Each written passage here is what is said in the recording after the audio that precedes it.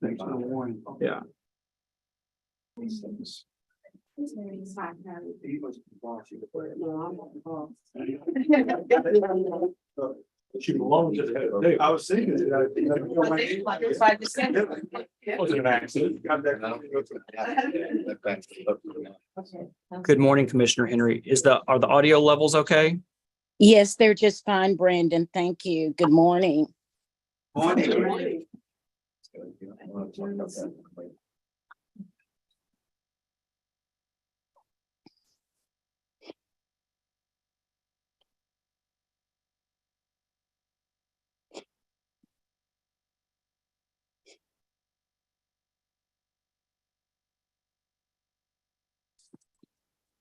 How was your day going? You never know. You never know. I don't know. Better not. Go crazy. Try to keep it going as well the rest of the day. I should say, how was your week? I think they have a difficult afternoon. Oh, This morning's been okay. One of our state reps in Lexington passed away. Yeah, my kids are in school with them. Yeah, So we're having a memorial service for him this afternoon. he's a good guy. He was. I worked at chaplains in the legislature. Yeah, Worked on that. I had lunch with him 8 weeks ago. And I didn't realize it was the last time I saw him either.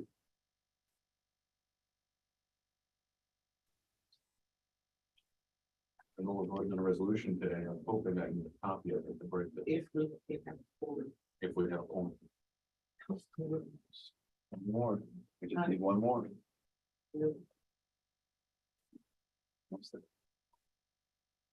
Judge shows up. Yeah. Maybe she's down. in- Yeah, we'll have a quorum in about 40 minutes. It's, Judge Stringer, oh, Tony Stringer. Working on it. Oh, it's- I don't know.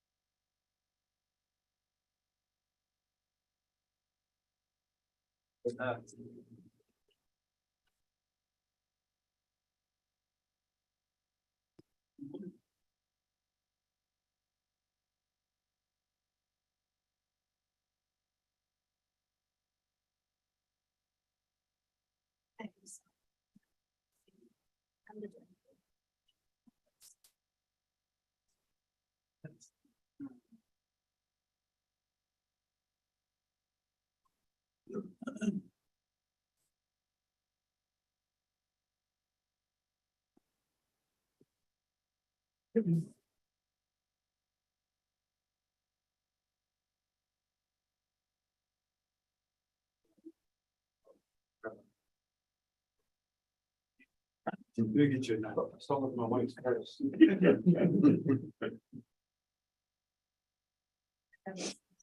The issue and be like somebody else to eat a bunch of healthy food, follow through the sausage. That's me. I just think that. You just, right, you just made sure. Like, you know, The good stuff, you made sure everybody good stuff. The healthy food. Yeah.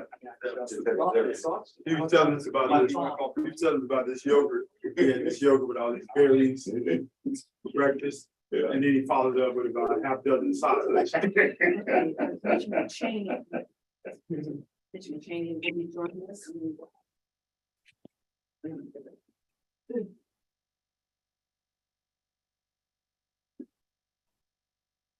Okay. There she is.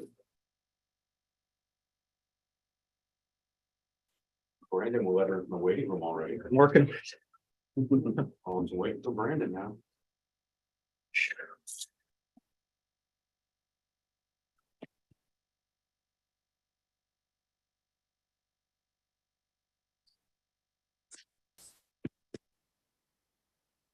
Morning.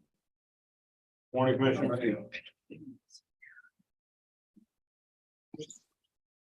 All right, well, good morning, everyone. We would like to start the May 18th, 2023 commission meeting. We have a confirmation of quorum. And it is tonight of 2 a.m. Eastern Standard Time. Confirmation of public notice was sent out for the meeting.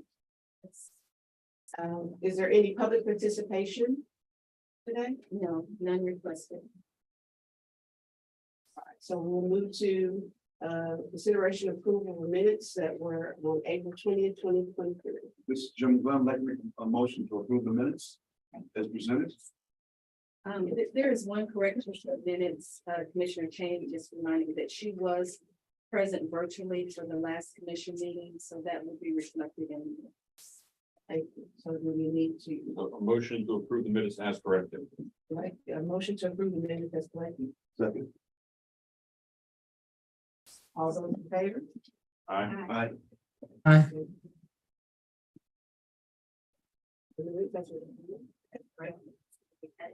And again, we have any public participation? Now, but we do have a presentation.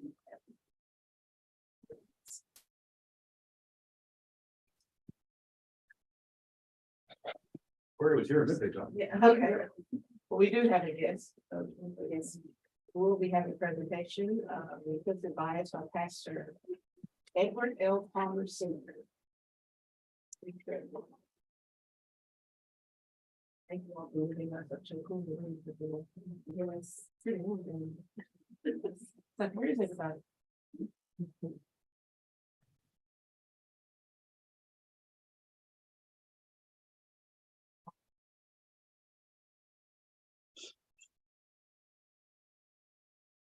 This part of the presentation.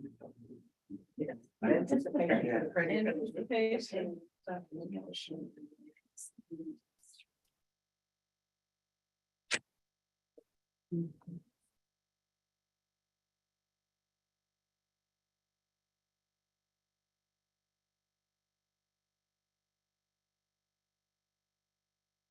Sorry, guys, that's the thought that you guys are doing good. Oh, that's okay.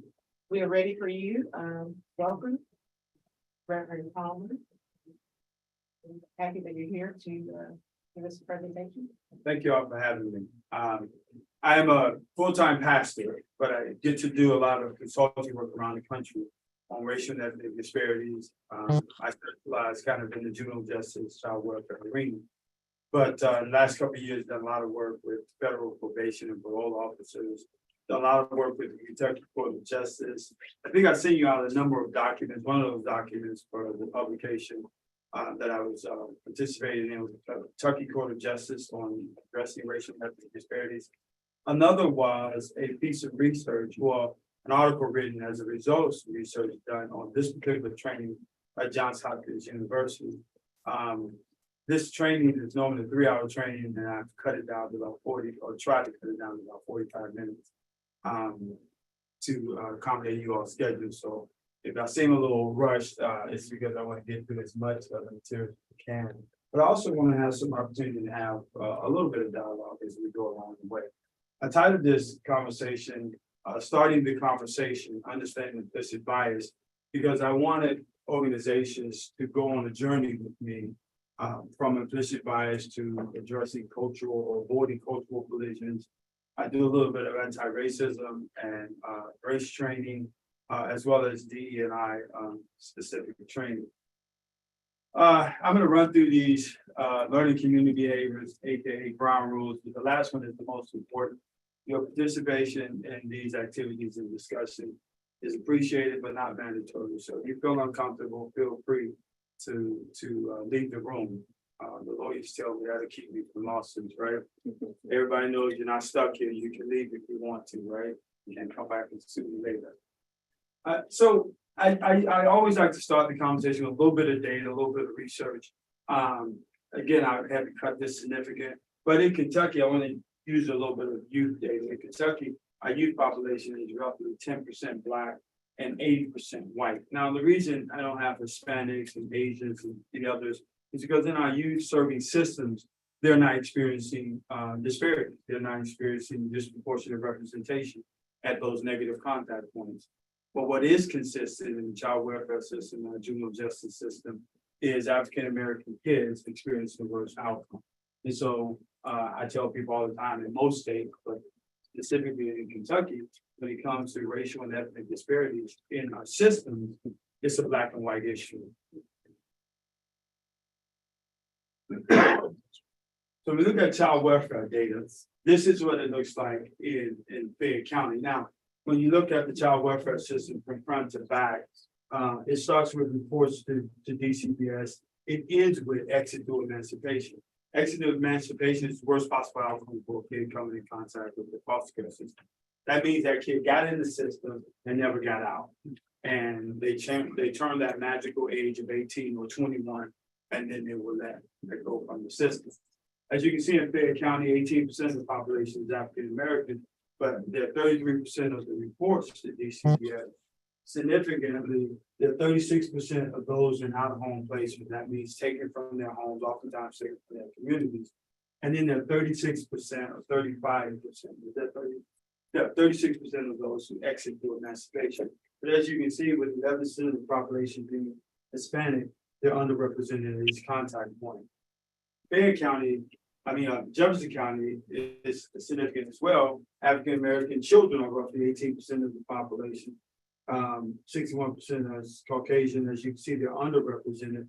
But African American kids come in at 33% at the front end, and they're 49% of those kids who exit through emancipation. Nearly half the kids in Jefferson County who leave the foster care system without any familial connections are African American kids. When we look at our juvenile justice system, and that system has significant consequences. Research tells us that kids who enter the foster care system are most likely going to enter the juvenile justice system at a much younger age and spend longer periods of time in the juvenile justice system as a result of having child welfare involvement. It's a very traumatic experience for young people. When we look at and I went straight to the juggler on the juvenile justice data, I went straight to racial disparities. And we've seen some significant positive changes in our juvenile justice system since 2014. In 2014, Kentucky was one of three states in the nation to undergo juvenile justice reform. Our reform tipped the funnel of our juvenile justice system upside down. And what it did was it restricted flow to the deep end of the system. Harder for kids to get to court, harder for kids to get to detention. Now, people want to be tough on crime, doesn't necessarily like our new juvenile justice system. Because what we've done is we've said kids who annoy us, let's send them back to community, to diversion programs. The kids that scare us, we've got another track for those kids. Kids who are toting guns in school, putting guns to people's heads, using knives to harm people. We want those kids to be isolated till we can figure out what's going on and what to do with those kids. But kids who make us mad don't need to be in our detention center. The juvenile Year did this change? 2014. It was called SB 200. Had notoriety all around the country.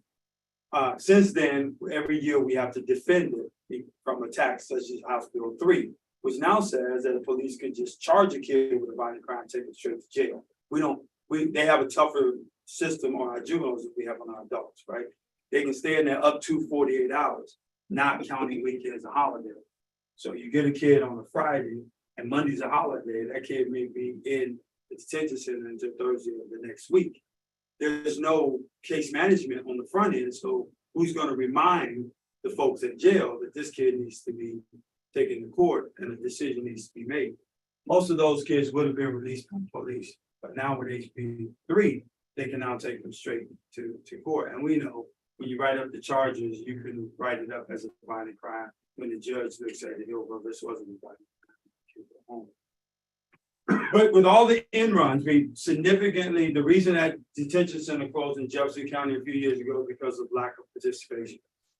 When we flipped that funnel, we had fewer kids going into the deep end. Jefferson County went from hundreds of kids in our detention center on any given day to right now, Jefferson County averages about 40 or less kids in detention center. I guarantee you, mark my words, when they open that detention center, you're going to see a detention center shoot because it's convenient now, right?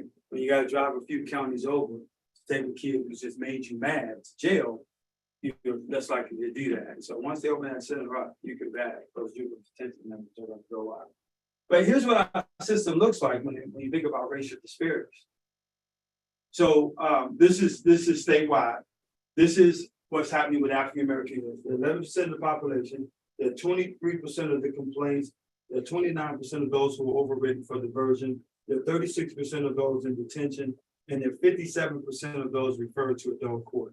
So as you can see, as African Americans move through the system, they get darker, right? The system, they increase in their population share. We see the exact opposite happening for white kids. They're 81% of the population. They're 66% of the complaints. That goes down to 63% of the overrides. Only 55% of those who are sent to detention and intake, and only 37%. Now, this is what Senate Bill 200 was meant to do.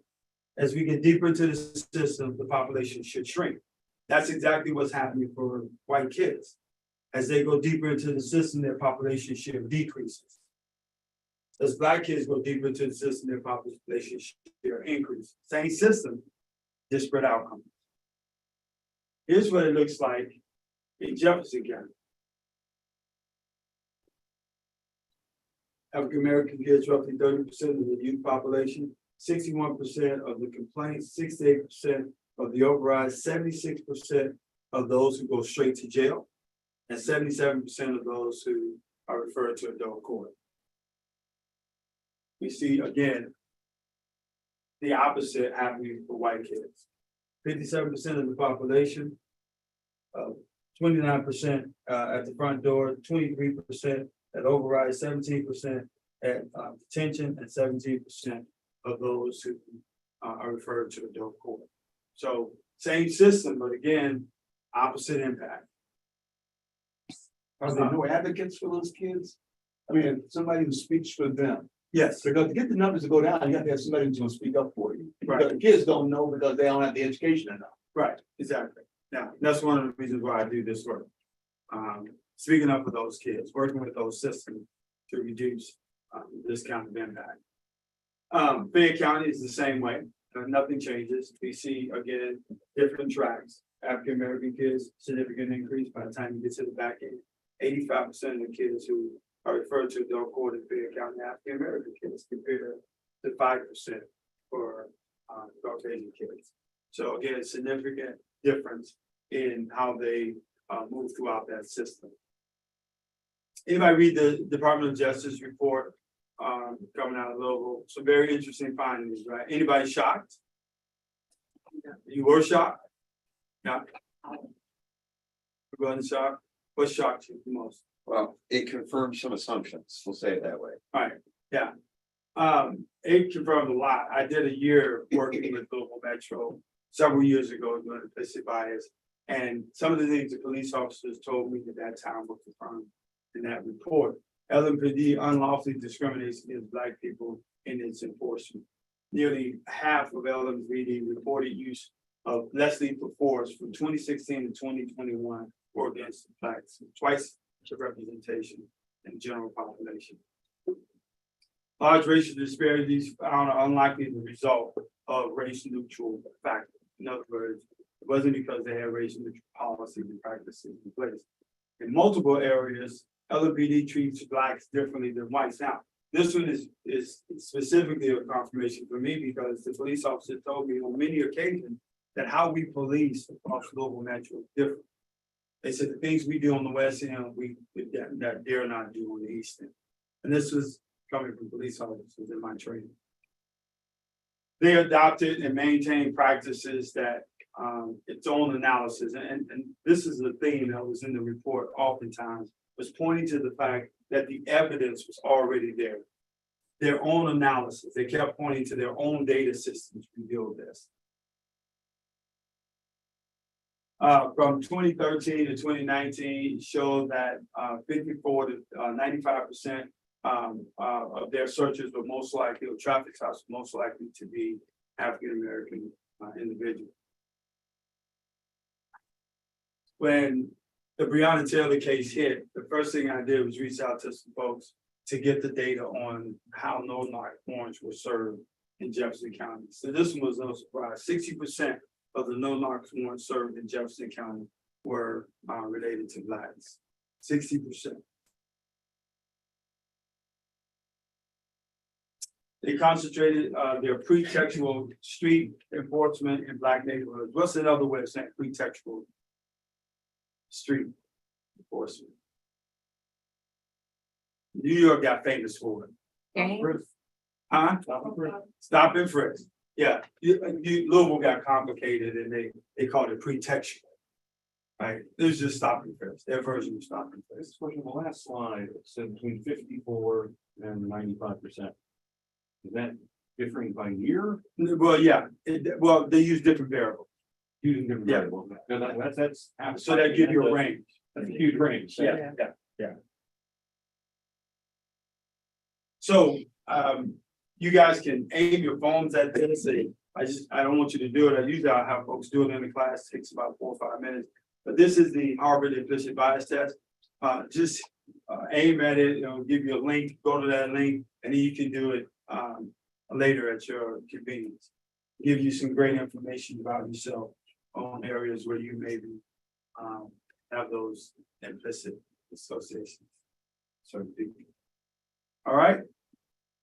So, very quick video from Grey's Anatomy. How many of you guys watch Grey's Anatomy? All right, well, this is the video about bias and African-American kid from an affluent neighborhood. Lost his key, was crawling into his home, police were called, he was shot. But Jackson gives a great talking to the police about bias and what it is.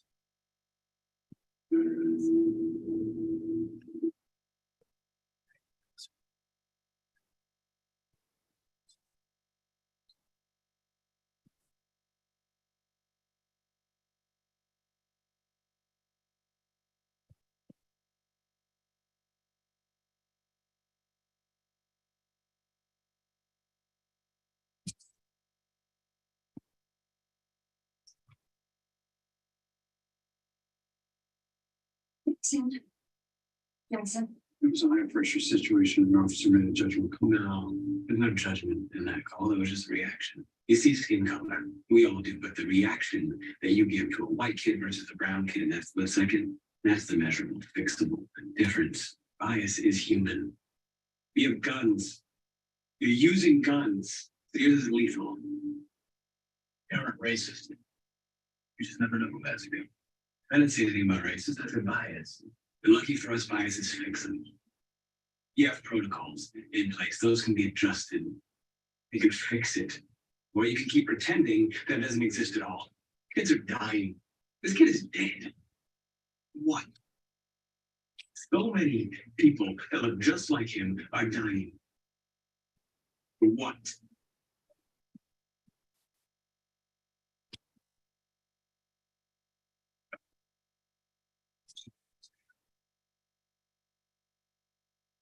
Because that a little boy was at home, your fellow officer shot and killed him. You just be shooting people because you're afraid. How am I supposed to have any faith in the system like that? So when Jackson approaches the officer, the first thing the officer says is the officer made a judgment call. And sometimes when we're being predisposed by our implicit association with people, it feels like the right judgment. It feels like the right way to feel, right? And Jackson pushed back and said, there's no judgment in that call. There was no set of facts that you deliberated and came to a conclusion that you needed to shoot this kid in that split second. He said, no, it's just a reaction. And the reaction that you give to a black kid versus a white kid in that split second, that's the measurable difference. And I tell folks all the time, every reaction that your system has to the people it serves can be measured. If you measure it. What counts, you count.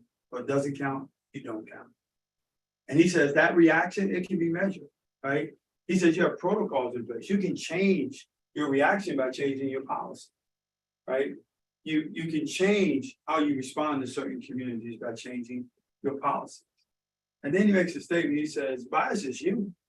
Well, we have them against the same people, right? But the reaction that we give to people in those moments is what we need to start to think about, how we respond to people. I just use an example of a young lady in the parking garage. And most young ladies in my training, when I'm using this example, I'll say, if you walk in the parking garage after dark, you hear footsteps, you turn around, and it's this beautiful little lady right here. Most ladies would go, oh, I'm good. The minute I change from her to him, her reaction changes. And then I tell them, she's actually a sociopath who escaped from the mental hospital and has a weapon, but you felt safe. Why? You had no information to determine she was safe, other than your bias towards her being a woman. He's an attorney who just got off work. He's got on a black hoodie and sweatsuit because he's headed to the gym. And the only reason he picked up his pace was because his wife told him his son needed his inhaler and it was in the backseat of his car. And there you are about to Mason or sticking with your keys, right? Simply because he's a man. You made assumptions, right? You had a reaction. Your reaction to the woman was safe. Your reaction to the man was danger. But you had no facts. But it felt like the right thing, didn't it? Right? We all have those situations. So what is implicit bias? Unconscious associations. There are attitudes and stereotypes that impact us. They affect how we think. They affect how we respond to people. They affect how we react to people. And they affect us in an unconscious manner. Your implicit bias is not a conscious or thinking, a consciously thought out process. It just happens. It's just a reaction. unconsciously you react and you respond. And here's the truth. Sometimes I react and respond to people who look like me in certain scenarios in a negative way, right? It's not just exposed to people who are different. So I always tell people your bias is something that does you, it's not something you do. It's just a reaction, right? They affect us, they're activated involuntarily without our awareness and without our intentional control. It just happens, it's just a reaction. They give unconscious meaning and association to people on the basis of race, gender, socioeconomics, community construct, sexual identity. We give unconscious meaning to people based on how they love, right? Sometimes we determine a person to be ignorant because of the way they dress, right? Sometimes we can determine a person or react to a person as if they were dangerous, just based on the community that we may be in at that particular time, right? They give unconscious meaning and associations based on physical appearance, not fact, right? We're just reacting. So simply put, our biases are our internal lens that interprets externally what or who we see for us in an instant, like in a parking garage. Our biases, however, develop over the course of our lifetime, beginning very early through exposure to direct and indirect messaging. Our biases start to form based on how we're messaged about the world. So I want you to think about how you were messaged about the world around you as a kid. Because the primary source for direct messaging as a kid is who? Our parents, right? Now I got some people that may be able to relate to this. My parents grew up in the 40s and 50s in rural Arkansas. What do you think they told me about the world? You don't have to be counted. What do you think my parents told me about the world? They grew up in the 40s and 50s in rural Arkansas. What they tell a little black boy about the world? It's dangerous and against you. It's dangerous, it's against me. What else? Come on, be honest. Be careful, be quiet. Be careful, be quiet. What else? There's But they- places that you can go and places that you cannot. Places you can't go, yeah. You guys have been kind. Don't trust white people. There you go. There you go. Thank you. Don't trust white people. Don't argue with white people. No, You don't have a right to raise your voice with white people. What do you think they told me about white women? you better not. Oh, yeah, stay away from white women. Because if they ever accuse you of something, it's over. I didn't realize how much that impacted me until I was in my 40s. I realized that whenever in a confined space or left in a room alone, I had panic attack. And I had no idea why I was so nervous. I mean, there were times where I was in conferences and I'd be on the elevator and a white woman would get on and I'd push the next floor if I would get on. Like anything. Because unconsciously, I was having this implicit association with danger. Something bad's gonna happen, right? Our parents message us about the world around us. As parents, we message our children, don't we? We tell them something's wrong, something's right, something's dangerous, something's good, something's bad, right? We see things on the news and we have opinions about it, right? And our kids are taking all of this messaging in and they start to form the view of the world around them, a reaction to the world around them. In addition to those messages and those early childhood experiences, the media, news programs, television programs also impacts how we see the world. So what is the media doing to us? Putting against each other. Putting us against each other, right? What else? What does the media tell us about? You guys live in Louisville. How many guys live in Louisville? So what does the media tell you about the West End? It's horrible. It's horrible. Horrible? Horrible. Dangerous. Wow. Scary. Dangerous? Lazy people, uneducated. Lazy, uneducated? Yeah. What does it tell you about policing? If you're black, in anywhere in this country, what does it tell you about policing? Dangerous. Dangerous, right? Here's the fact. Millions of stops happen. No more encounters with policing happen in this country in an annual year. Less than 1%, less than 0.4% actually result in any type of use of force. Less than half of those result in the use of deadly force.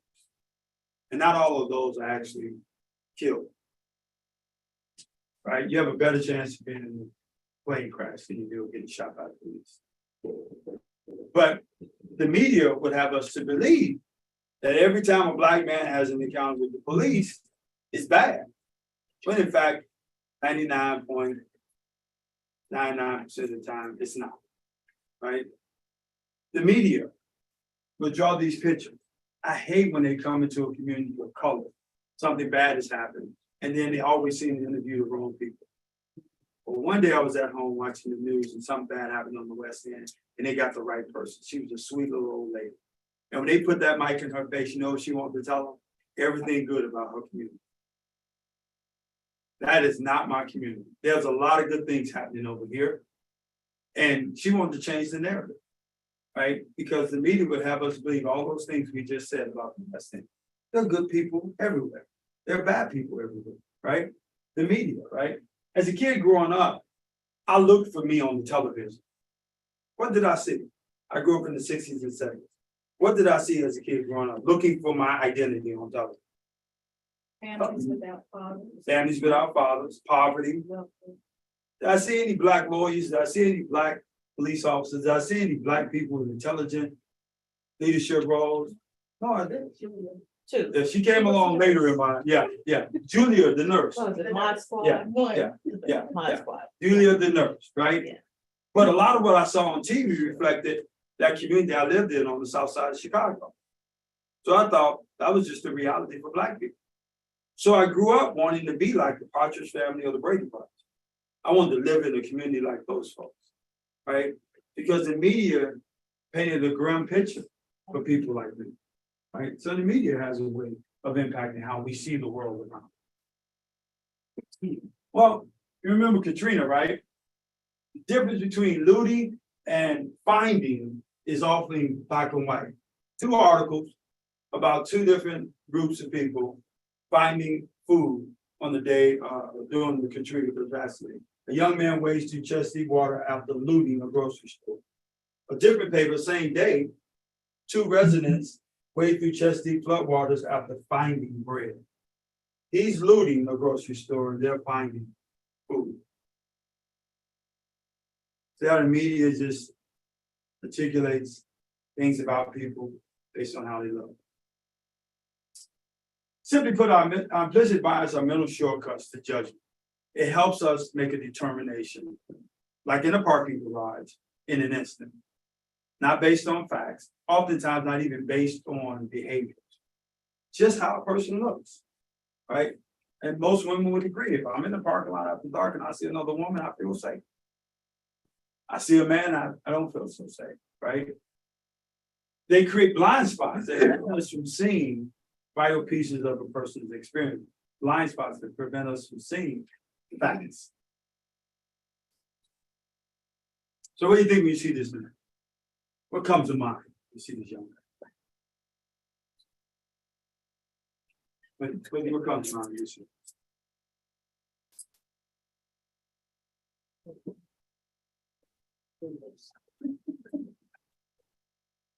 Nothing immediate, really. Nothing?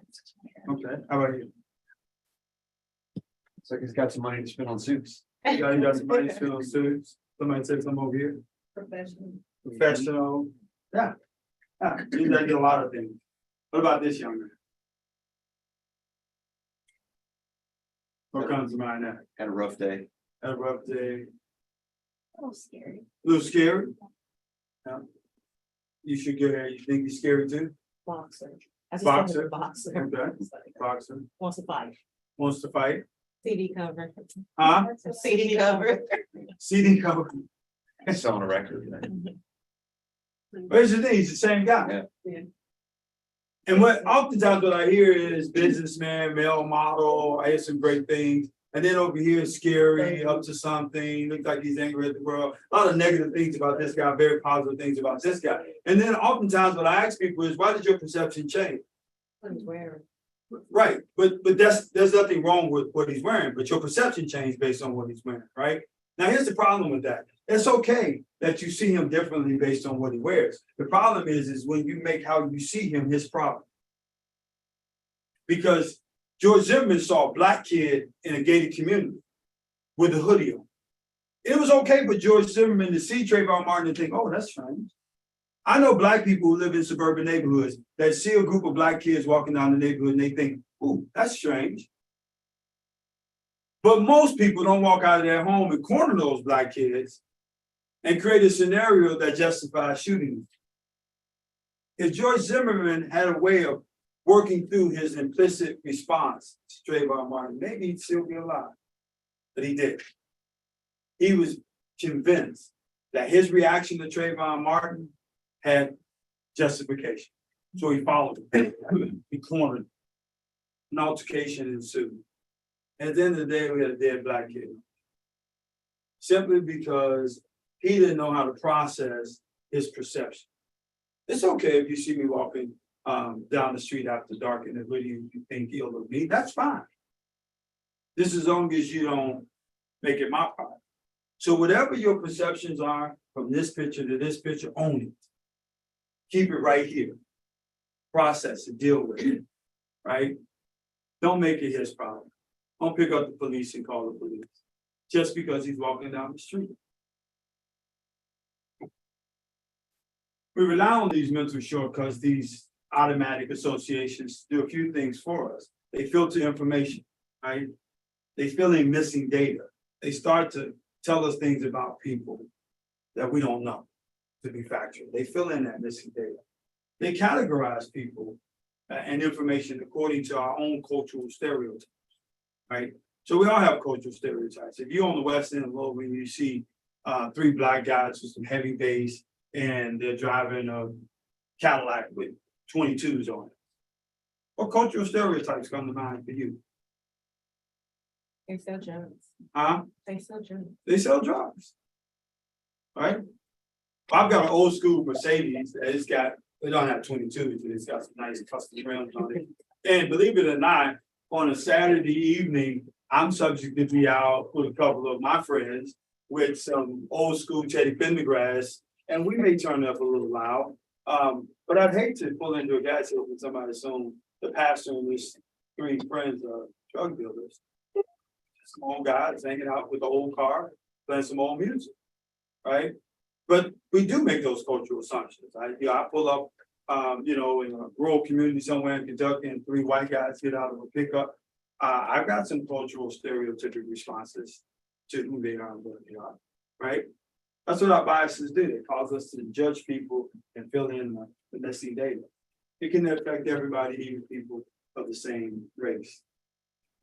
It causes us to make opinions about people, things like their home environment, right? Oftentimes we hear, he lives in a single parent home, right? And we automatically assume that means he lives in a fatherless home, right? My mom was a single parent probably until I was about 9 years old. So you would assume that because my mom was a single parent, she was the only adult living in our home, that I had a fatherless home, but my father was very active. I saw him every weekend. I went on some breaks with him. He was very influential in my life. He went to all my school events, right? We make assumptions about people based on those initial evaluations. Learning expectations in the school environment have been adjusted. Even schools that are predominantly Blacks are underrepresented in AP classes, right? Those are learning expectations. This is the big one, right? Size and age. There's a whole body of research out there about misinterpreting the age and size of African-American kids. Oftentimes they're viewed as 4.5 years older than they present. Tamir Rice is a good example. Little 12-year-old kid playing with a toy gun on the playground, shot to death. And the police said he appeared to be 170 pounds. Tamir was nowhere near 70 pounds. We got a recent case where, now I'm 6'1". Do you think it's possible to misrepresent me as 5'8"? Could you look at me and go, I think he's 5'8", right? Well, that was the kid in Kansas City, he was 5'8". But the white man that shot him through the door said that he was 6 foot, he was 6'1".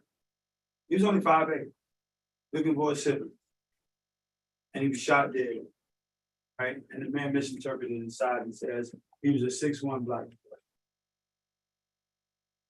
So the good news is the bias habit can be broken.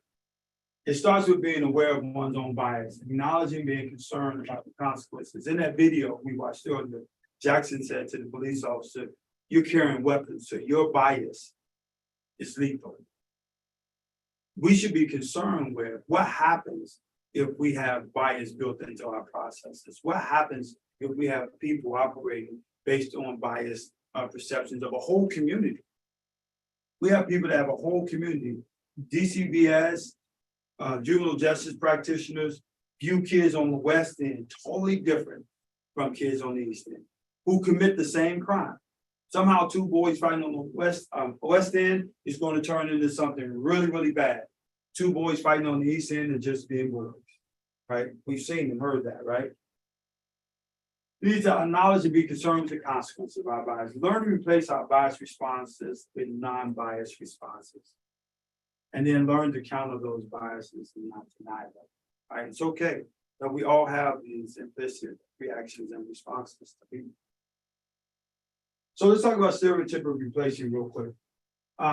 Think about those individuals that you have an implicit response to, those people that you react to without thinking in a negative or different way. Recognize those behaviors. Like me in the elevator, I recognize that it had nothing to do with her behaviors, her movements. I was just uncomfortable in elevators or any space alone with a white woman. I recognized that was my biased reaction. I reflected upon that, and then I became very intentional in changing my behaviors. So one of the things I do to keep from being judgmental about this woman on this elevator is I turn and I have a conversation. I do what I normally do with people. If you got on the elevator, I have to talk to you, right? So what I do is to calm down that biased reaction, because if she punched her purse a certain way, if she shifted her clothes, I took that as a build up to something bad happening, right? So now I turn to that woman and I talk, "Hey, how are you doing? Let's have a conversation," right? And I changed my reaction. Very uncomfortable, but now it's normal. Counter stereotypic imaging. Recognize those assumptions that we make about certain groups based on appearance, right? Now, take that individual, that group of people, and convert it into a non-stereotypic group. When I'm talking to youth practitioners, I tell them, think about the kids you think are bad kids the same way you think about the good kids. Because that kid made a bad decision, but that kid also made a bad decision.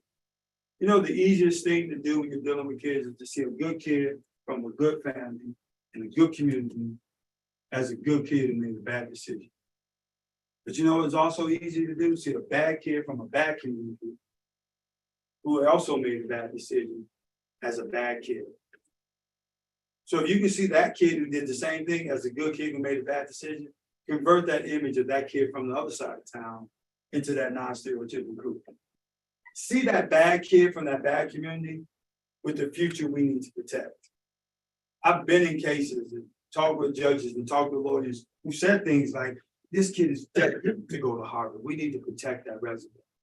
So we need to figure out another course of action here." Well, think about the other kid that's possibly going to Harvard, that's possibly having a future that needs to be protected, right? Imagine that in vivid detail, and again, change your reaction. Be very intentional in changing how you respond. Counter stereotypic imaging, right? Identify a group of people that you struggle to see in a right way or right light. Imagine experiencing what they go through happening to you, right? And then spend time living in their shoes, spend time living in their reality.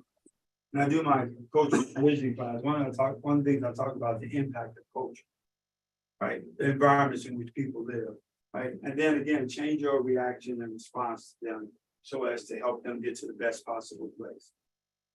Take a walk in my shoes for your judgment, right? And then individualization simply says, stop seeing people as a part of a larger group. See everybody as an individual, right? Not the kid from the projects, not the kid from the West End, not the kid from that bad family. I hear this all the time when I'm talking to educators. I had his daddy. Right, so now this kid is prejudged. The first thing he does, we already, oh, this is another one of them Palmer boys, right? So we take it to another level because we're prejudging them, right? So see him as an individual, not part of a larger group.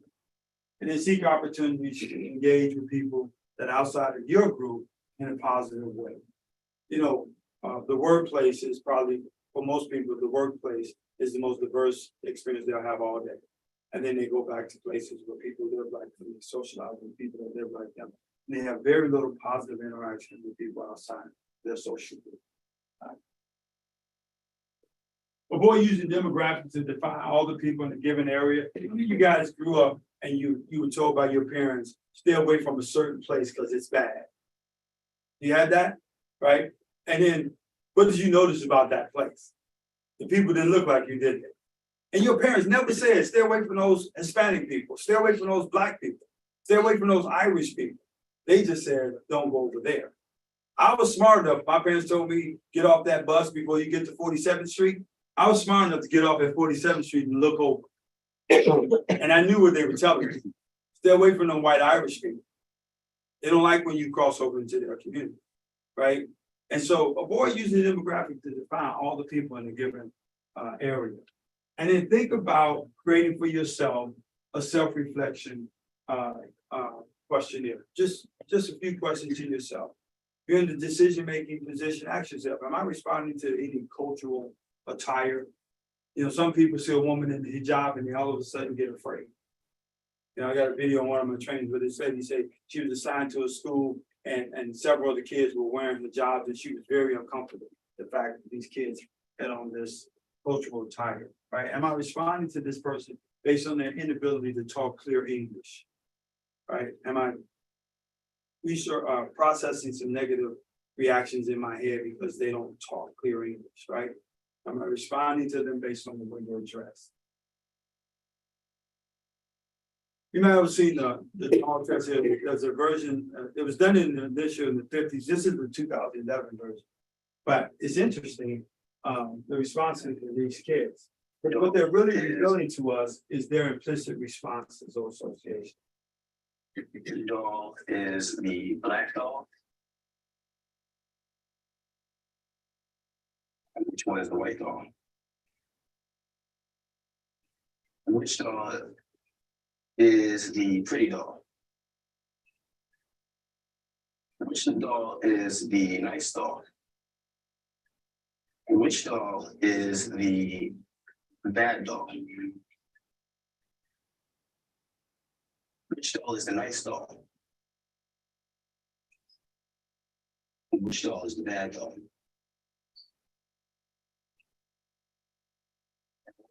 Why is that dog pretty?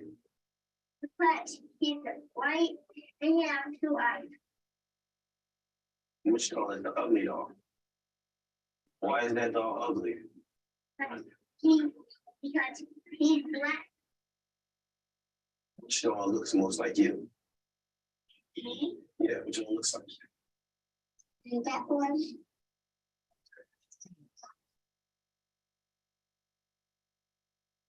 Tell me the dog that you like best or that you like to play with.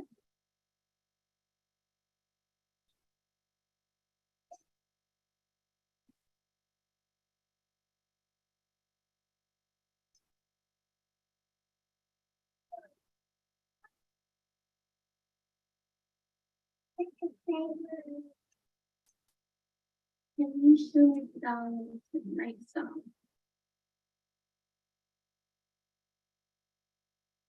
Why is that the nice dog? Can you show me the dog that looks bad?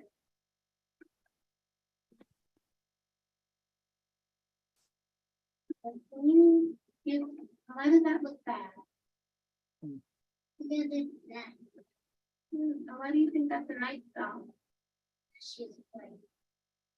And can you give me the dog that looks like you?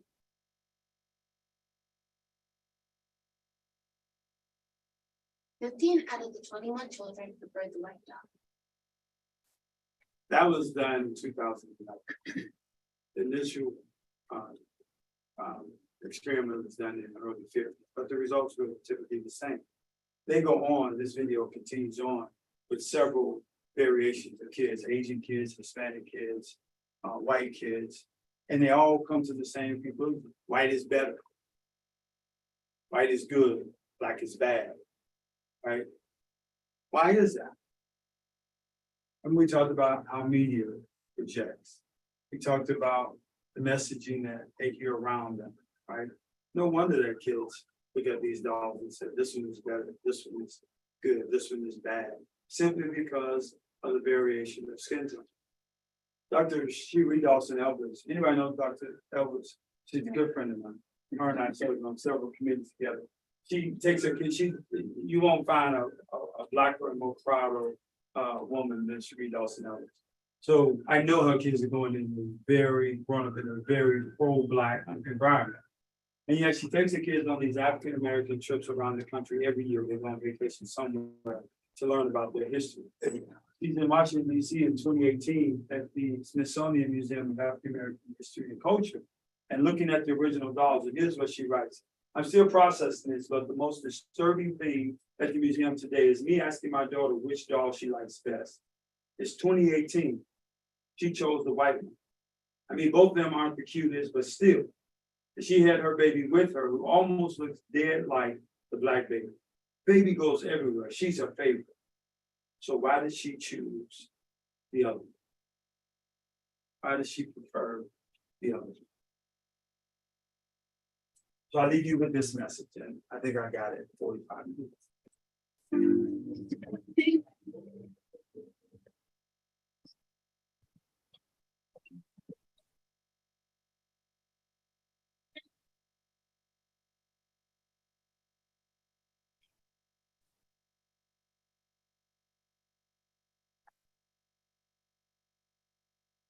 And starts with you. Thank you all. Sorry I was rushed. I hope I at least 30 minutes. Any questions? Before I leave, thoughts, closing thoughts. So what a great deal of personal challenges are for best practices going forward. In your elevator situation, in the moment itself, what practices are there? In the moment itself. Yeah. Is to lean into that discomfort, lean into that internal challenge. And that's why I say now I turn and I start to have a conversation, because that's who I normally am. If I got on an elevator with you, I'd be like, hey man, what's going on? You here for the same conference I'm here for? I just naturally engage people. Except when I'm stuck in the elevator with a white one. It's like I'm not saying anything. I'm moving to the front of the elevator. And I'm just hoping this experience ends with no incident, right? So to counter that, what I started doing was doing something out of my norm, right? Like, hey, how are you today? Are you here for the same conference? And before you know it, I started to get comfortable. And it's not as bad as my parents made it sound like it would be, right? But I carried that, and I had no idea why I was having these reactions and responses. But when I realized what it was, then I had to do something very intentional. On a systemic level, that's what I tell policymakers. You have to consider race, socioeconomic, sexual identity, disability. You have to consider these things in policies and practices, right? If you don't consider them and you try to treat everyone the same, what's going to end up happening is you're going to have significant disparities in how people fare in your systems. So there's something very intentional we have to do when confronted with our own biases. But there's something very intentional we have to do when we look at the data and performance measures of the organization, when we see discriminatory outcomes. We have to do something very intentional to mitigate that. And I think that's the struggle with most system folks, is they don't want to treat people differently. They want to treat everybody the same. Well, the system is built to advantage white people. So if you treat us all the same, the white people are going to get the best outcomes. But those disadvantaged populations, females, poor people, handicapped, people with mental disabilities, are not going to get the same outcomes because you haven't considered those nuances in your policies and practices. Just a quick point on the one size fits all, and also what you mentioned earlier about biases against neighborhoods. And I'm sure I'm preaching to the choir, but just how important it is to vet candidates, particularly judicial candidates. And I wanted to quote, this is a quote from someone who was running for judge not too long ago. Thankfully, he didn't win. But early in 2002, when there were talks about changing the mandatory transfer laws for juveniles in possession of we were charged with a crime and in possession of a handgun.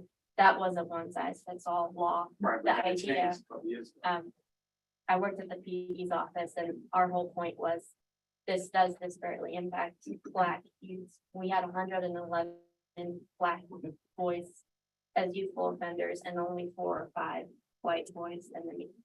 And so this is what he said. He said, I would say this is actually one thing we are doing right in the juvenile system. And he said, if you have any hope of curbing gun violence, you have to be consistent with your message and that it's wrong and it's going to have wrong consequences. Then when he was pressed further about the disparate impact, and I can't believe he actually said that, he said,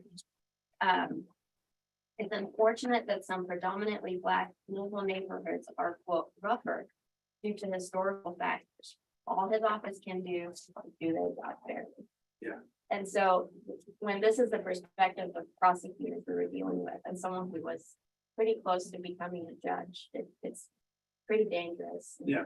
I mean, this kind of training needs to be mandatory for prosecutors. And we just got that change a couple years ago. Yes. So now which there's, made it. right, exactly, it made a huge Yes. difference, right? And that requires an individualized transfer hearing where a judge will have to sit and listen to you for potentially an all-day hearing about this individual's life. Here's what they were doing. I stole a car. I picked up 3 of my buddies, but the person I stole the car from had a weapon in the car that I knew nothing about. When they stopped us, my 3 buddies didn't even know that I stole the car. And the prosecutor charged us, all 4 of us, the same crime. And because there was a weapon enhancement, we all got transferred to adult court, right? With no discretion of eyes or judgment put on that case to keep it out of that. Now we got to change to may, right, instead of shall. And so now judges are able to look at that, prosecutors are able to look at that and apply some reasonable discretion and keep a lot of those cases from being bumped up. But you're right. So it's this whole mindset. And then it wasn't that the kids on the other side of town weren't getting stopped by police and did not have guns in the car. It was just they weren't being charged, right? Because we know at the policing level, there's discretion as to how we charge. And then we know at the prosecutorial level, there's also discretion as well to be charged up or down, right?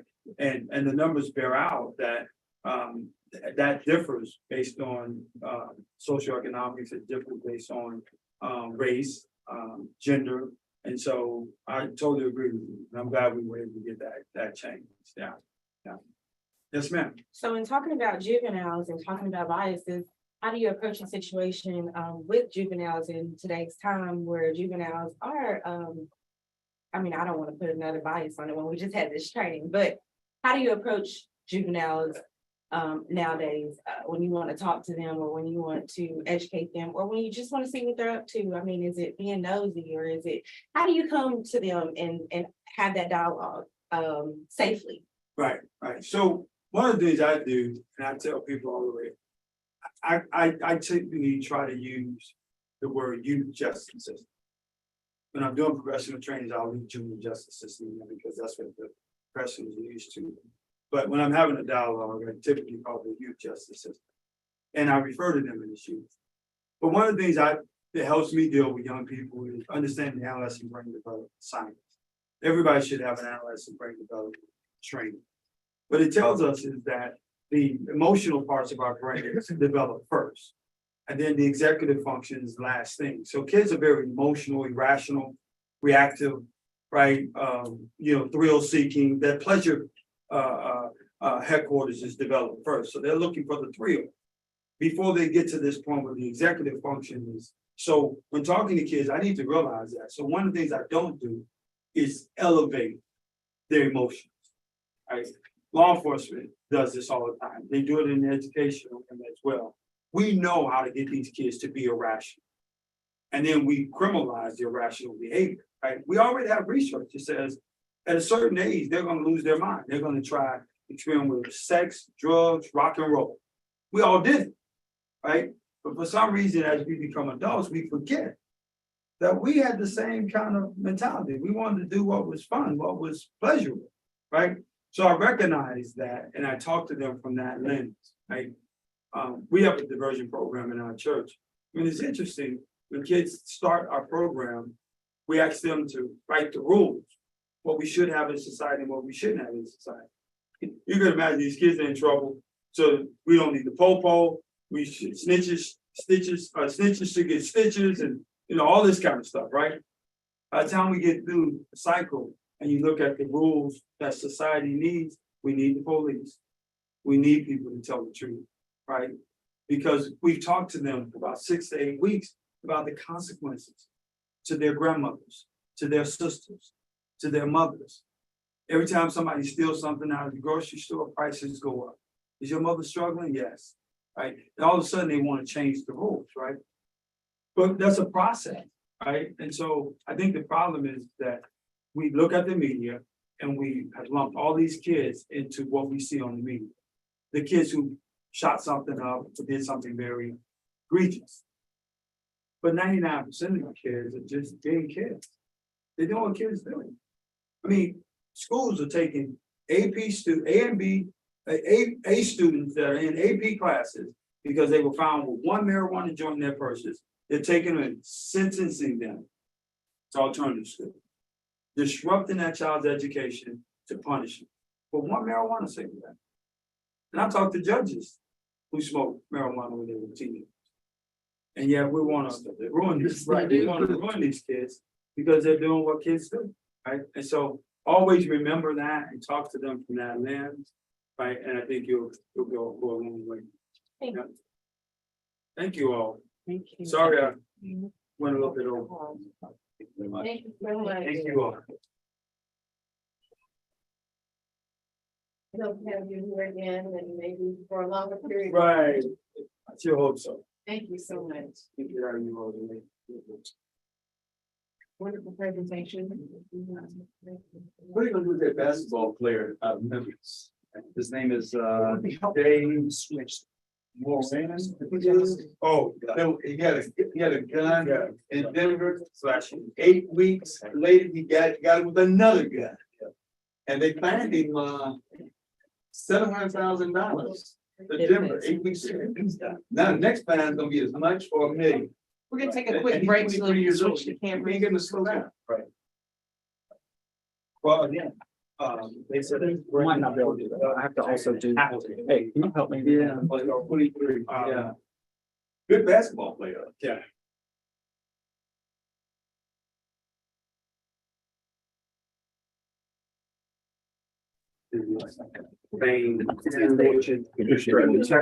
No. $12 billion. I'm gonna move. Will you grab my computer?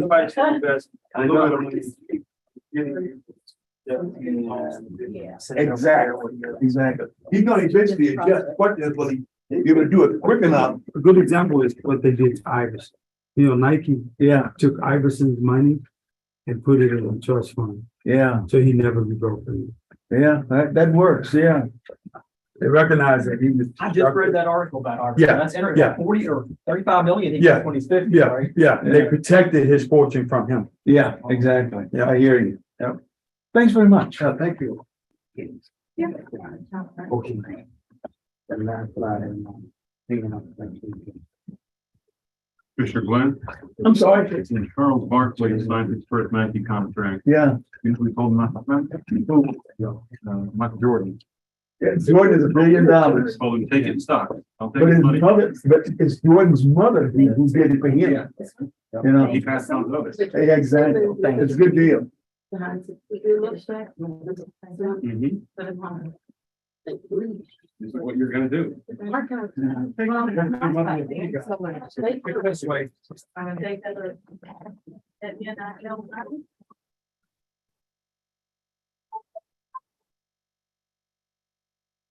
Where are your restrooms?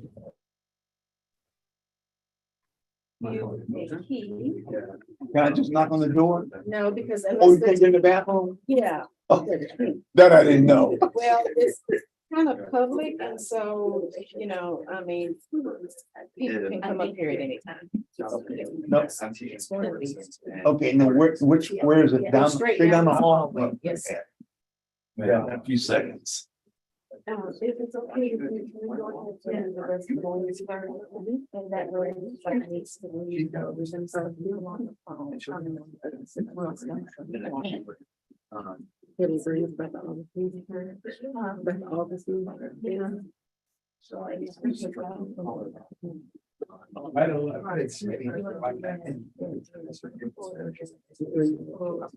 I get never. Resolution. I'm afraid she's still scared. Commissioner Henderson. Oh, he was trying to. She was. We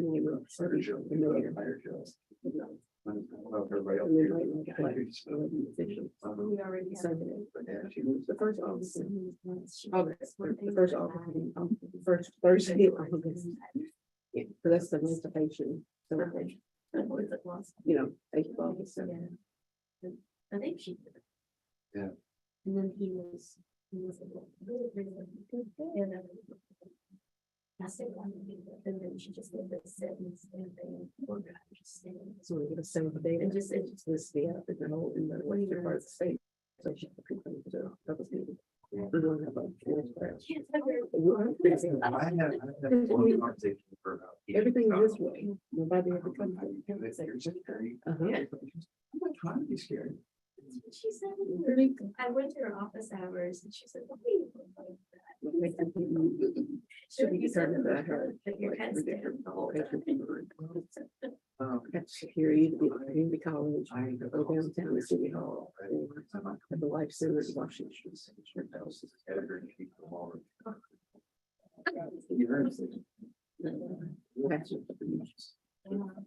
Thank you, sir. All right. Just a second. Thank you very much.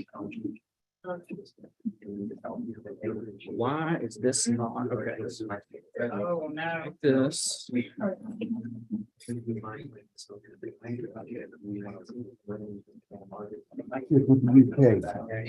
I personally go up there every semester, had dinner with my children. My wife got excited. She said, "Oh, we're gonna have children." I said, "No, we're gonna make sure they go in class and make sure they're gonna pass the test." But I did it every semester for 4 straight years. To get them to graduate in 4 straight years.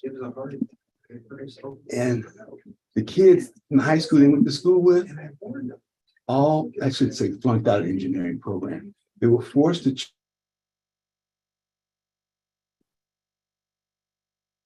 When they graduated, I said, "We're all Americans, all foreigners, had engineering degrees." He said, "Dad, they didn't have enough math, y'all." Because they tried to do the crap they did in high school. You just show up and the teacher pass you. It didn't work like that. Oh, I'm sorry. I was just telling him we could have left it. But it's interesting. I just went every semester. It's about kids got out of it. Well, it's not big enough. They got a full scholarship. His parents would come get him because he flunked out of school. Not good. I had this crush.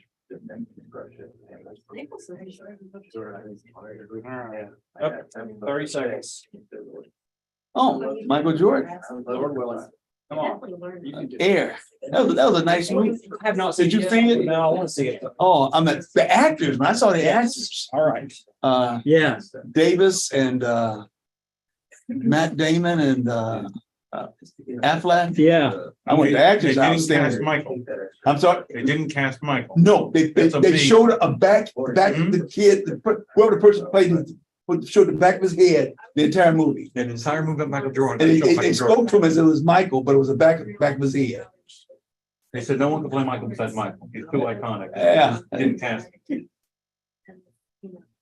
But it was an interesting movie. Show how he got his money and kept it. Is there any chance that a resolution by Representative Swan, I can get a copy of today? I'm going from here to Memorial. We good to go now? Okay. Okay, we're gonna go ahead and get started with the rest of our meeting.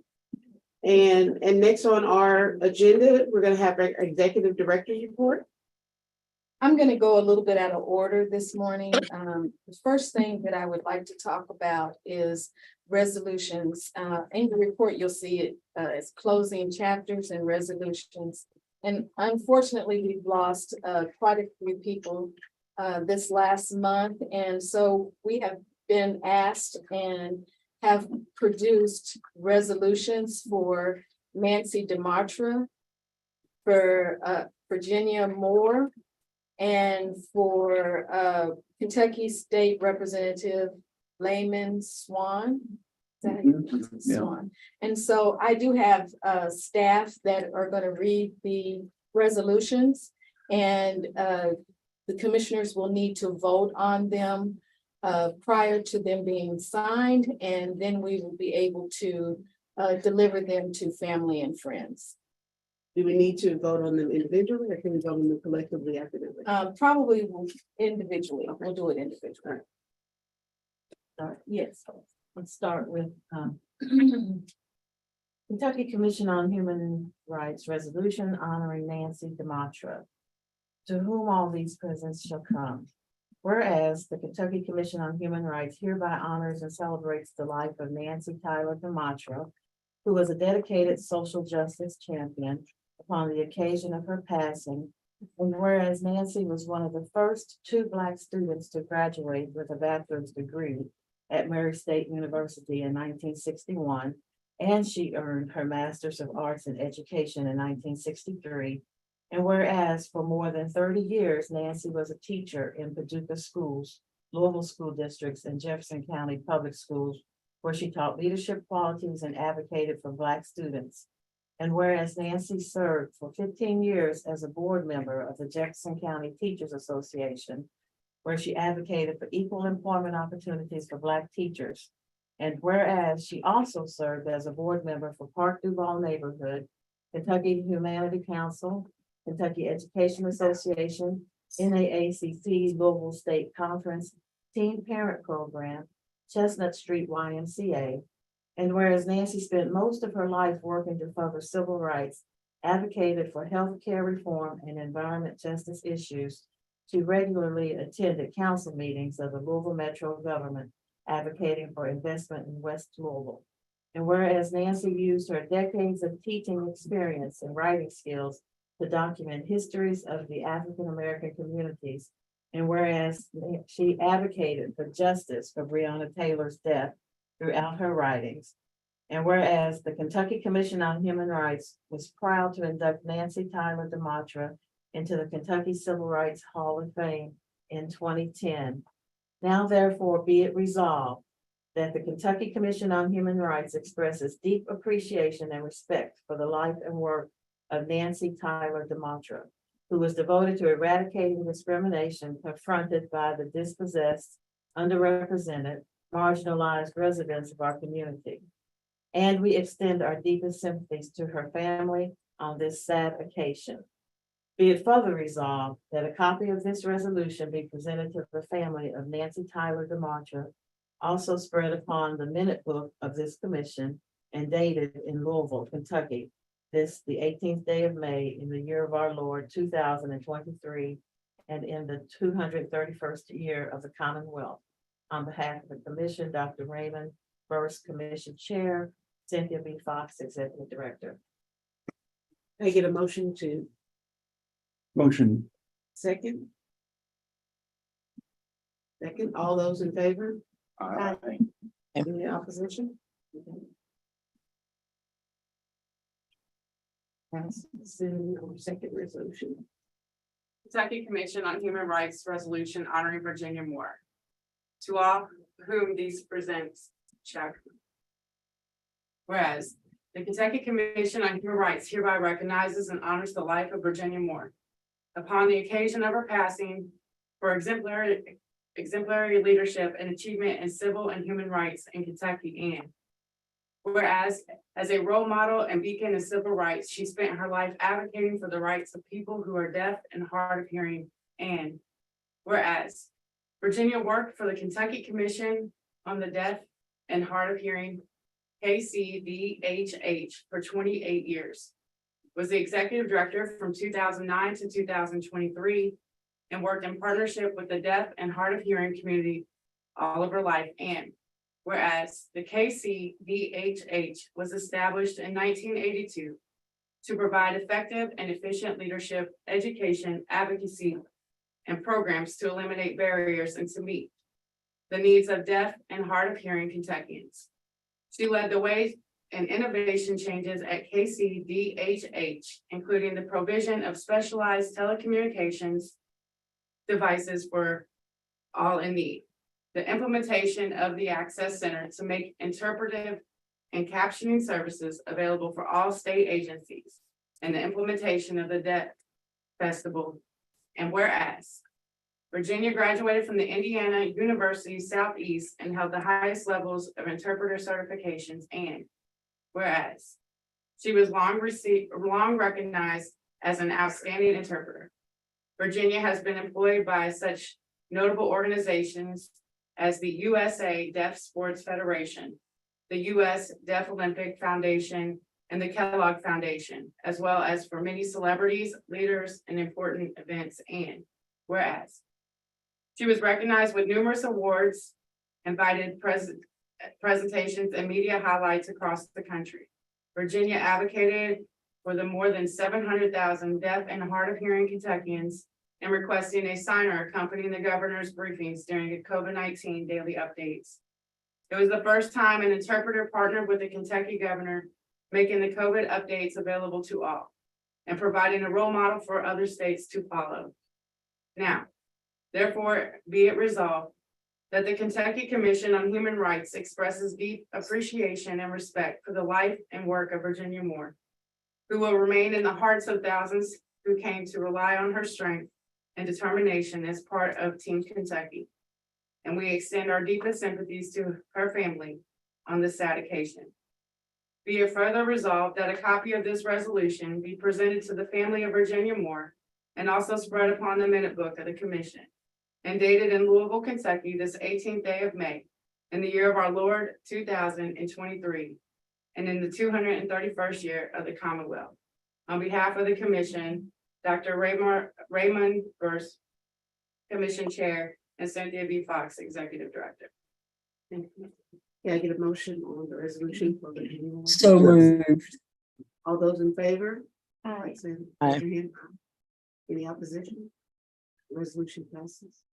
We have a third resolution. If I could, before we go to the third resolution. Uh-huh. I was blessed to know Virginia, and as I think she would have appreciated. Thank you, Virginia, for everything you've done for Kentucky. My ASL is not perfect, but I'm gonna get by in a few words. Thank you. Thank you. Kentucky Commission on Human Rights resolution honoring Representative State Representative Lamine Swain. To all who this present should count, whereas the Kentucky Commission on Human Rights hereby recognizes and honors the life of Kentucky State Representative Lamine Swain. Upon the occasion of his passing in May 2023, for his outstanding courage, kindness, compassion, leadership, and achievement in civil and human rights in Kentucky. And whereas, as a role model and leader in civil and human rights, Representative Swain spent his life improving the life of the disabled, low-income minorities, and others through advocacy of programs in education, employment, housing, and public accommodations. Whereas Representative Swain, 45, a Democrat from Lexington, was elected to the 93rd State House District in November 2022. Representative Swain won his first and only term by about 8 percentage points. Whereas Representative Swain also ran for the State House Representatives in 2004 and the Lexington Fayette Urban County Council in 2010, and ultimately won his 2022 state representative seat through practice and perseverance. Whereas Representative Swain had a disability, used a wheelchair, and fought for more accessibility for the disabled in the public and private sectors, supported by legislation that required landlords to accept housing vouchers, for low-income people and introduce a bill that required Kentucky Public Schools to teach middle and high school students about the history of racism in America to prepare them to understand, appreciate diversity. Whereas Governor Andy Beshear released a statement on May the 14th, 2023, offering condolences to Representative Swan mothers, Miss Pam Dixon, his family, friends, and constituents. My heart is heavy at the news of Representative Lamin Swan's passing, Governor Beshear wrote. Lamin was always smiling, leading with kindness while working to build a better Kentucky for all of us. It will be greatly missed. Please join Brittany and me in my praying for his family. Now, therefore, be it resolved that the Kentucky Commission on Human Rights expresses deep appreciation and respect for the life and the work of Representative Lamin Swan, who will be remain in the heart of thousands who came to rely on his compassion, strength, and determination as part of the Kentucky Housing of Representatives. We extend our deepest sympathies to his family on this sad occasion.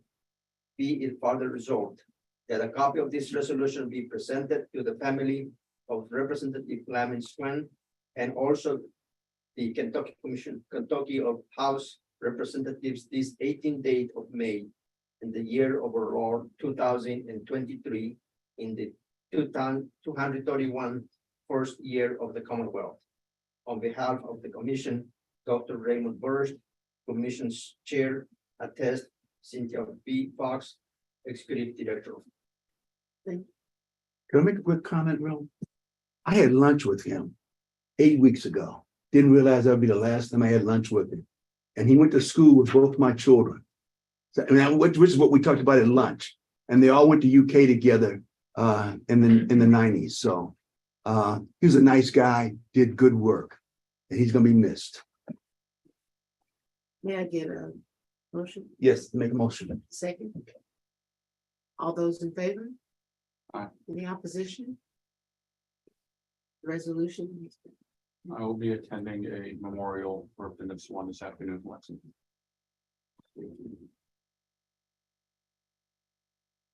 Turn back over to Executive Director. Thank you very much. And we'll get copies of these for you. After the meeting. The thing that I would like to discuss, other than my report, is Commissioner Sarr has brought up a proposal to have the August commission meeting in Paducah. And it would be the first Thursday in August, and the locations to be determined. And I'll let Commissioner Sarr speak on that a little bit before we go. And for those of you who know the history of Kentucky, that's the Emancipation Proclamation celebration time that is held in the western part of the state. It's going to be in Paducah, Kentucky. And there is life outside of Elizabethtown, because most people don't realize everything is held this part of the state. This will give an opportunity for individuals from the communities in the West to come and meet with the commissioners and also attend the meeting, because it will be a well-attended meeting in Paducah during the time. And we will host you. It'll either be at the City Hall or maybe the community college or the Life Center of the oldest Black church in the community. And they are excited, and we will welcome you and welcome the commission to come to Paducah, Kentucky. And also come early if you want to, stay late and join in on the festivities that are going to be taking place. And that's August the 17th? No, the first Thursday. First Thursday in August. Because the celebration is that first full week of August. So it would be the first Thursday in August, which is August. You send out an email reminder about that. I sure after this will. meeting. I sure will. And I also, as soon as we have a location, definite location, I'll send that information. August 3rd. And also during this day, all of the Black elected officials are being invited to come for a reception in Paducah on that Thursday. The reception will be held after the commission meeting. Our meetings typically in the morning. We stick with that schedule. Then we probably host a breakfast for the commission after that meeting. And if you want to stay later to join in for the reception for the Black elected and appointed officials. So they also know that there's life outside of. Because one person who I mentioned it to, not getting off subject, before we even sent out an invitation, she's like, was there an airport in Paducah I could fly to? She's in Lexington. And I'm like, yes, there is an airport. You can fly to Paducah or you can drive like I do all the time. Dude, that's a long drive. Whew. So anyway. Thank you. Where we're talking about events, and also in the commission book, I mentioned to you that there would be the Lexington Fayette Urban County Human Rights Commission is having their anniversary and 60th anniversary, and there is an invitation in your book. But if you would give me a call or an email and let me know if you're interested in attending that anniversary, because we do have to RSVP by June 5th. And the date again? The event is on June 21st, I believe. It's a Wednesday. Yeah, Wednesday, June 21st. I'm sorry. No, you're fine. Meetings. Our meeting will be the 15th? June 15th is our meeting. Thursdays. June 15th is the next meeting. And again, if I could get emails, and I will send out another email, just as a reminder after this meeting, if people are interested in attending. I do think it's very important for us to support our sister agencies and to attend if we possibly can. Also wanted to let you all know that we do have a new employee, but Brandon's going to introduce her during his section. As you can tell, we are having building issues still. That's why we have the meeting here. It's extremely warm downstairs after multiple attempts to get a hold of the management people here at the Hayburn building. We were told that they were sending someone out here. That was Monday. We still haven't seen anyone out here. And so we're still addressing the heating or the air issues, but it's extremely warm downstairs. So I will keep everyone updated if anything changes in that aspect. Again, cases, as you all know, you all voted last commission meeting to change the internal procedures. And so the cases have been reviewed by me and some cases have been approved. The list of cases that you have in your commission book, one of the cases I pulled just yesterday, and I pulled it because I needed some additional information. But the rest of the cases on the list will be approved for closure and will be closed. Okay. And the case that is pulled was an employment case. Okay. Does anyone have any questions? Any questions for our wonderful executive director? Thank you. Thank you. So we will move on to budget and personnel. Yes, good morning. Before we go to my report, I'd like to introduce our newest investigator, enforcement officer, Amanda Mills. Amanda, would you like to stand up and just give us a couple words about your background and anything else you'd like us to know about you? All right, so I have over 16 years working in the human service field, social services, working with individuals from diverse backgrounds, substance abuse, mental health issues, dual diagnosis, homelessness, you name it. So I was looking for opportunity to advance and continue to move forward, and here we are. So I'm grateful for the opportunity. So far, so good. Definitely have a great leader, so appreciate it. Welcome aboard. Thank you, Can Amanda. I just mention really briefly, a couple of months ago, we had no employees, housing employees. We now have 3. And these 3 employees have worked extremely hard to bring these cases up to date and to learn the system with not a lot of help in the systems. They're go-getters and they're determined to make change. And so I appreciate you all as well. We are definitely excited to have them.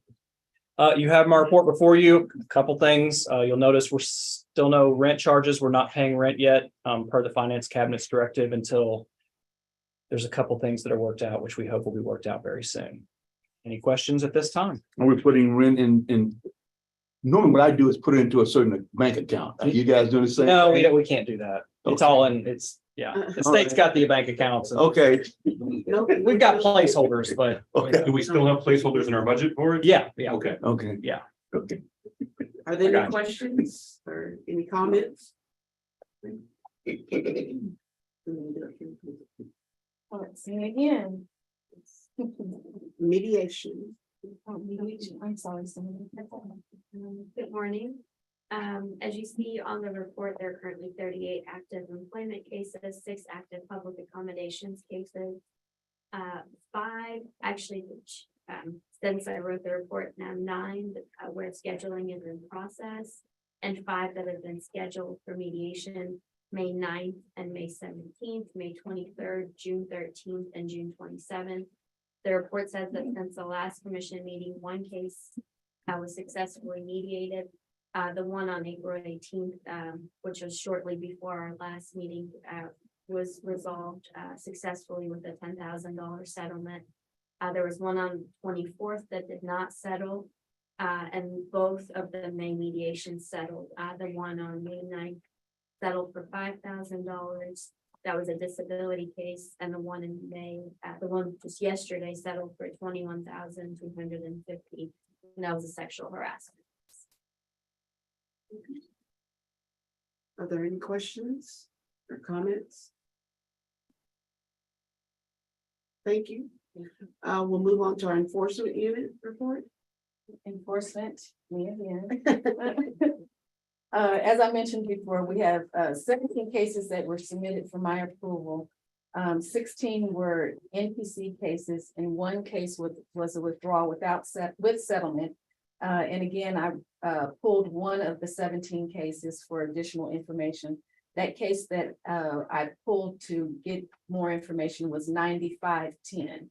So that will be removed from the approved cases and will be represented to me once I get the information that I need. You have any questions about the enforcement report that I can answer? Thanks, Susan. At this time, we'll go to education and outreach. Good morning. Do you guys have any questions about the report that's in your report? Question not exactly on the report. Having multiple proclamations, excuse me. Having multiple proclamations,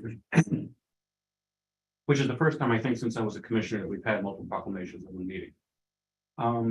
It reminds me of a conversation we had about a year ago about as COVID ends, which officially has been ended by the World Health Organization, reopening submissions for the Hall of Fame and the other list. The Hall of Fame and the induction into the gallery. The gallery, yeah. Yes. And we have.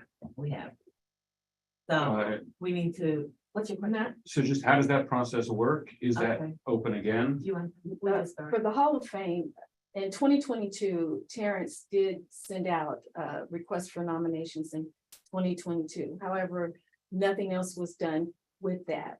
And so now we are going to, because it's a long process, we are setting up plans now to do a call for nominations in 2024, probably in February of 2024. And then sometime in early fall, late summer, we'll do a induction ceremony. And so that will happen in 2024. And how do we go from nominations to, what is the procedure to go from nominations to induction? Yes, the procedure is we will have judges, and we usually reach out to historians and professors and people who are experts in this field and who are not necessarily related to us here in the agency.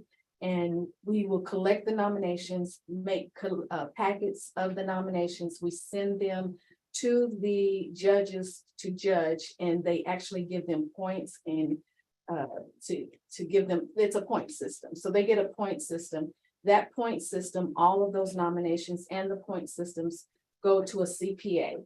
And the CPA will tell us the ranking of the individuals, and that's how. If there's anything I can do to help with that, I'd be very happy to. I think we need a little inspiration. Yes. We just had, it's worth noting, the first ever African-American woman nominated to a statewide office 2 days ago. Yes. So yeah, there's definitely things to be celebrated. Cynthia, will the nominations that were submitted for you? It's the same process, we'll call. And we've not in the past had judges to determine who goes in and out of the gallery. Most of that is at the discretion of the executive director, but we would of course bring it before you all before doing it. Then there's the induction ceremony. We may do them at the same time in 2024. And usually it's our staff, education outreach, that writes the text on those posters. In the past, we've always done a poster and a bookmark series. And then we, of course, invite all the families, try to get as many educators there because we want them to take those to their schools and to their places of work for the kids. So we can do, it's my goal that we do both in 2024. That's great. Thank you so much. All right, legal unit. Sure. Our report is relatively brief. We have just some updates on some of our cases. Pre-hearing conference scheduled in our one employment case we have in litigation. We have a jury trial scheduled in 2073H, which is a housing case in Boone County, scheduled for December. Trial dates are always subject to change, but that is currently what's on the docket. And we have depositions scheduled in our Brown case against Madisonville Housing Authority at the beginning of June. Quick updates. Surprisingly, one of our amicus briefs was rejected by the Kentucky Court of Appeals, which does not happen very often. And their explanation was confusing. Luckily, we did have one judge who dissented from that decision for whatever it's worth. But the plaintiff for whom we advocated lost that case ultimately in an unpublished decision, which and I believe plaintiff's attorney in that case will be seeking review from the Kentucky Supreme Court. So we'll see how that goes. If they do grant review, we will probably submit another amicus brief to a court that generally accepts them without question. So we'll see. We'll see how the Kentucky Supreme Court handles it. I have some notes at the end. I'll talk. The big one I'll talk about last. Just an update. We still have 4 old cases that are sitting in kind of a pre-charge limbo. As part of one of those, myself and Colt Sells staff attorney went to Freedom Hall to inspect the facility to see if they are as compliant as they can be with disability accommodation requirements. And they passed our test. There are some limitations that cause conflicts with promoters who do not tell all their ticket buyers that they may not sit anywhere they want to.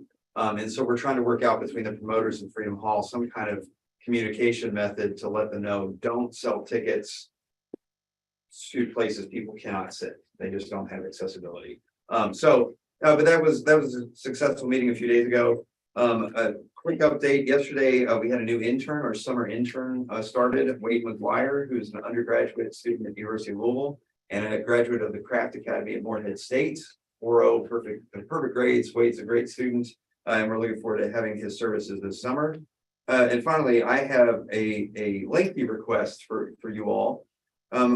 Included with my report should be 5 proposed amendments to our regulations. And those are 104 KCHR 1010, 1040, 1050, 1080, and 1100. Those regulations, the proposed amendments make some important changes that we need. Mostly they do two important things. The first is they update material that we incorporate by reference, including guidance from federal agencies like the EEOC and HUD. We incorporate their guidance as our law here in Kentucky, but our old regulations refer to documents that either no longer exist or have changed their names. And now people who read our regulations don't have sufficient notice to what we're incorporating. So we're up those regulations, those proposed amendments I've given you, change the names, update the references, and and reference regulations that exist now instead of those that existed in 1993, which is the last time we did these amendments.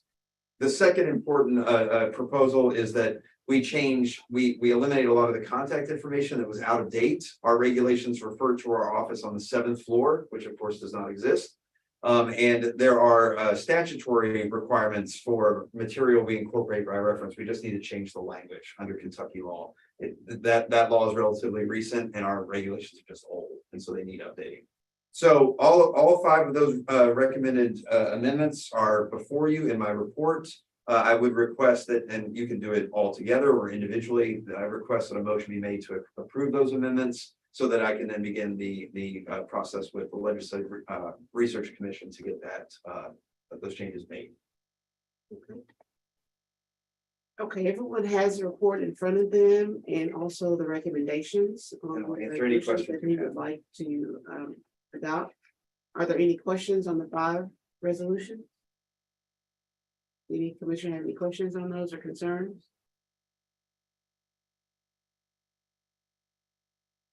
From our galleries? If not, is there any opposition to making a motion to approve all of the recommendations?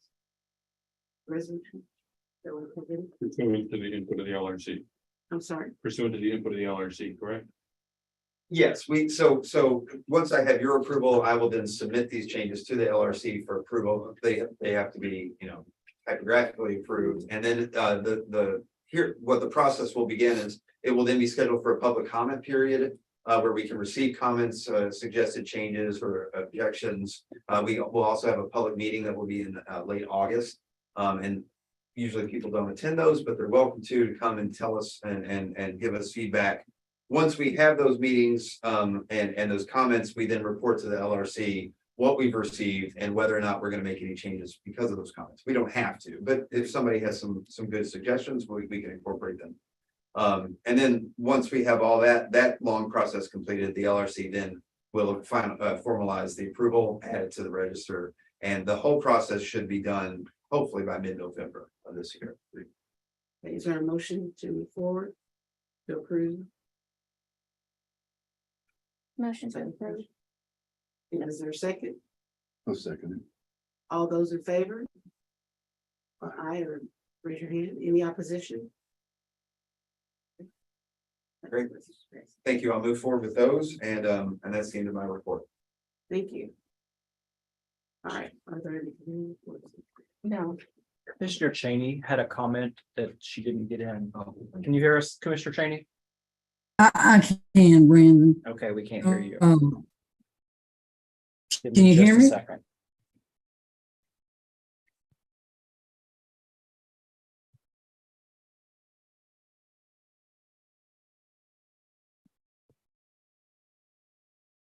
Can you hear me now?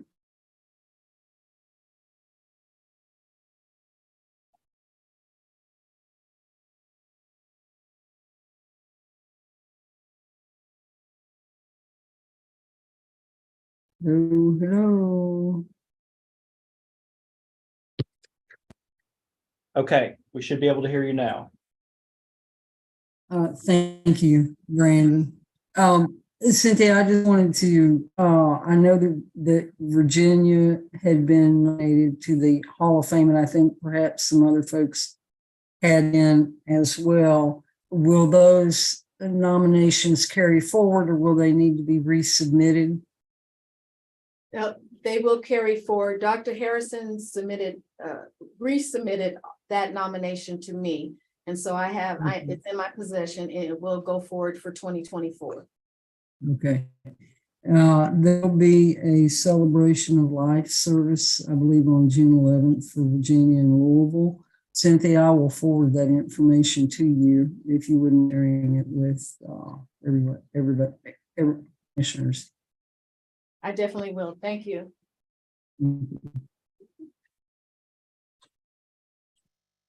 Committee report, any new business?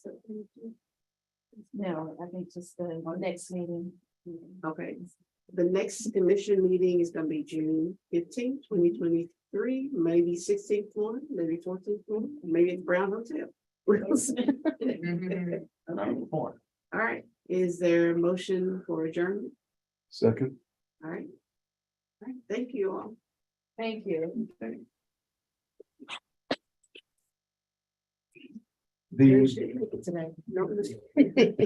But you don't. I will be back up shortly. That should have my just. Correction. Well, I want to take a. Oh, Family today. The Duke meeting. And yes, I have some.